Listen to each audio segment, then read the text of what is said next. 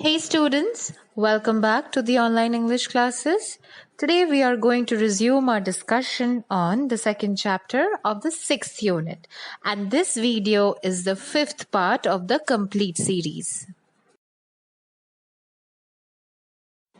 As you already know, our topic of discussion right now is the chapter The Talkative Barber, and the picture that you can see has been taken from your NCERT Marigold book.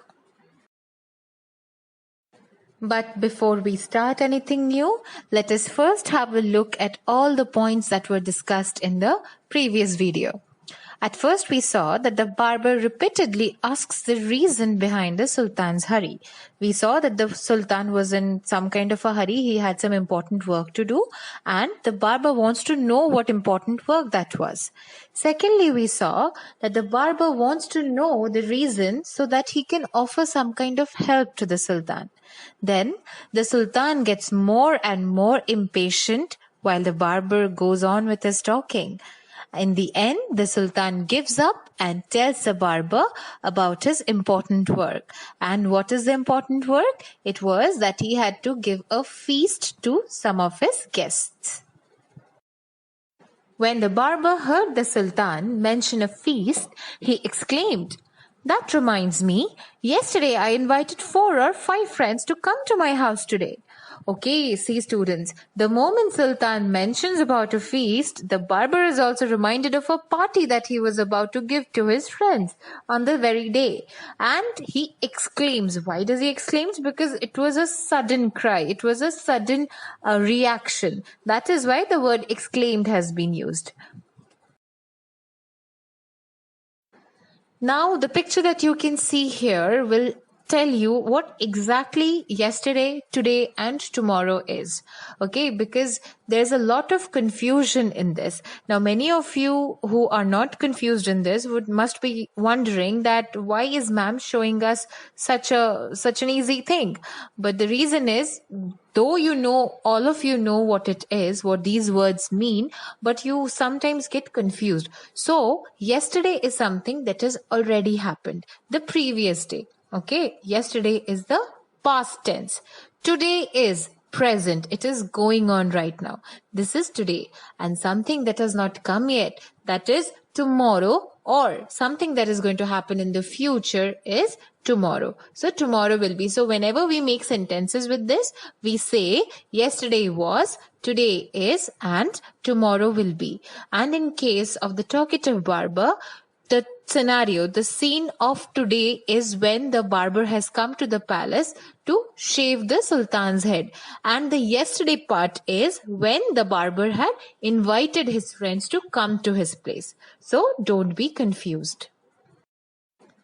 But I had quite forgotten it. Okay, now look at the word quite carefully. It is Q-U-I-T-E. Now, students, you have come across both these kind of words, Q-U-I-T-E and Q-U-I-E-T. Many of you make mistakes while writing this down in your copies, but today we are going to see what exactly is the difference between quiet and quiet. You see, the pronunciation is also the same, okay, but the spelling and the meanings are different. Now students, check out these 2 boxes. One is a blue colored box, another is a red colored box.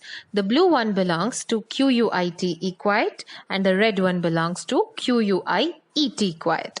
Now don't get confused when I say quiet because both the pronunciations are same but the spellings are different and the meanings are different as well. So the blue one is an adverb and the red one is an adjective. The meanings have been given. You can easily check out the meanings and some examples are also given here. It's quite hot outside. So it means you are told about the extent or the degree of hotness that is outside. Okay. On the other hand, you see, it was very quiet in the office. I don't need to tell you the meaning because it is very easy enough, right? He's quite rude. So again, we are talking about a person's extent or degree of rudeness. Okay. On the other hand, please be quiet. The exam was quite easy. Now, this is something that many of you say after you have given an exam, right? On the other hand, I will have a quiet word with him tomorrow. So you see, students, don't be confused. Practice the spellings and also keep it in mind that the blue quiet, that is Quite, quiet, has been used in the chapter The Talkative Barber and not the other one. But I had quite forgotten it and have not made any preparations. So that is there on the next page. We'll come to that. But before that, let us see what forgotten exactly is. Now, students, forget is a verb. Okay, forget means when you cannot remember anything or when you cannot recall anything, that means you have forgotten that. Okay, so when you are using it in the present tense, you write it as forget. But when you are writing it in the past tense, you write it as forgot. And in the past participle form, it becomes forgotten. Now, you are already well aware of what past and past participle mean, but let us once again have a recap of that. So what is a past participle? You have to keep this in mind that for regular past tense verbs, the letters ed are added. Okay, so in case of like, it becomes liked, walk becomes walked, work becomes worked, and talk becomes talked. So you see, students, the past tense, whatever we write in case of the past tense of these verbs, the same remains for past participle as well. But for irregular past verbs, you have to memorize that it becomes, for example, eaten, shown, written. So eat, if eat is the present, ate will be the past and eaten is past participle. Similarly, show, showed, shown. Write, wrote, written. In case you have forgotten what are irregular and regular verbs, let us have a recap of that as well. Irregular verbs have special past tense forms. They do not end in D or ED. You will need to memorize these special forms. Example, drive becomes drove. In other cases, we could have added ED or only D, that drive would have been drived. But since it is an irregular verb, we write drove. Regular verbs are, when forming the past tense of regular verbs, add D or ED to the present tense of the verb. Example, cook, cooked. Just now we saw that liked was there, walked was there, worked and talked were also there. So don't get confused between irregular and regular verbs. But I had quite forgotten it and have not made any preparations for them. So just imagine, students, the barber completely forgot about his party. He had invited his friends and then he forgot it himself. Okay, so the Sultan, who was at the mercy of the barber, was ready to do anything to be rid of him. Now, what is meant by mercy? Let us see.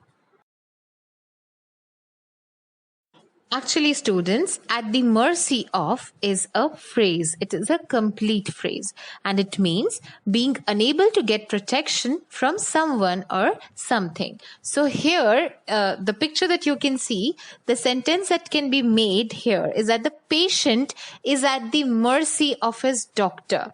Okay, so there is no escape for the patient. He has to get the injection from the doctor and the doctor is also running after him. Okay, and in the same way, our Sultan is also at the mercy of the barber. He also wants to get protection. Now the barber will not harm him. Okay, it's not about that kind of protection, but he just wants to get rid of the barber. He doesn't like his company anymore.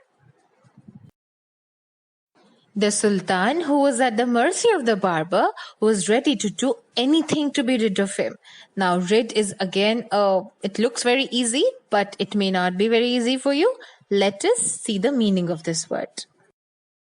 Rid means to make someone or something free of an unwanted person or thing. Okay, so here the Sultan wants to get rid of the barber. So in this picture also you can see there is this person who is getting rid of some things, of unwanted things. Okay, and in this case, in the chapter, the barber is unwanted because he is so very talkative and it is irritating the sultan. That is why the sultan wants to get rid of the barber. Be quick and finish your work, the sultan replied, and you shall have all the food that has been prepared for me today. Now students, just imagine, what has the sultan said? The sultan is asking him to be quick, and so that if the barber finishes his work quickly, the barber shall have all the food that has been prepared for the sultan. Now students, you have to imagine that whenever there are guests coming to our home, there is a lot of food cooked in our homes, right? Now imagine when the sultan has called guests, just imagine the amount of food that would have been cooked for him. Yes, you can, all sorts of delicacies, all sorts of dishes would be there.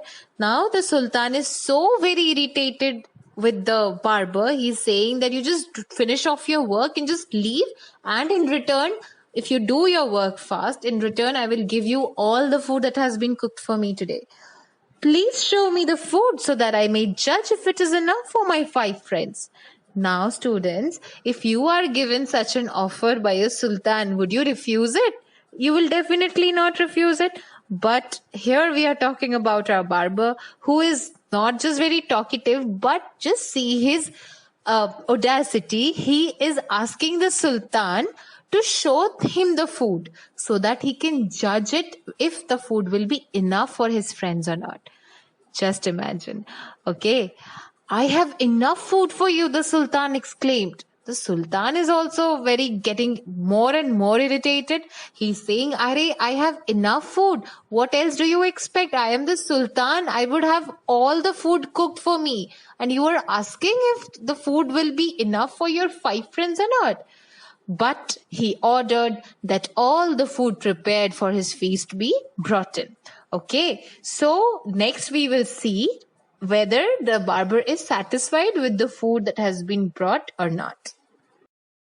Now students, look at this picture. This is again from your NCERT book, and the barber has a razor in one hand and he is judging all the food. Now since it is a picture, all the food has not been shown, but whatever is shown, you can understand how much tasty it would be, right? He is also thinking of different fruits. Okay, now we'll see in the next video what happens after this. Now it's time for a quick recap. The barber is reminded of his own party when the sultan tells him about the feast. So our barber had completely forgotten that he had invited few of his friends the previous day. The sultan was ready to do anything to save himself from the barber. The sultan promised all the food to be given to the barber if the barber quickly finished his work. And at last, the barber wishes to see all the food. Now, whether he is satisfied or not, we'll get to know that in the next video. Now, it's time for some exercise where you'll have to answer some questions. Question number 1. How many friends were invited by the barber? 2. Why had the barber forgotten about his own feast? 3. Why was the sultan at the mercy of the barber? 4. What offer did the sultan give to the barber? Number 5. Why did the barber wish to judge the food? These questions are very simple and their answers are equally easy. So, if you still have any difficulty, read the book and watch the video again. And many of you have been asking me for questions and answers. You see, students, the questions have been given so that you can learn something on your own. Everything is not spoon-fed, right? Some things should be done on your own as well. So this is also something like that. All right, students, with this we have come to the end of our discussion of the 5th part of The Talkative Barber. Okay, so we'll talk about the next part in the next videos. Until then, stay safe and goodbye.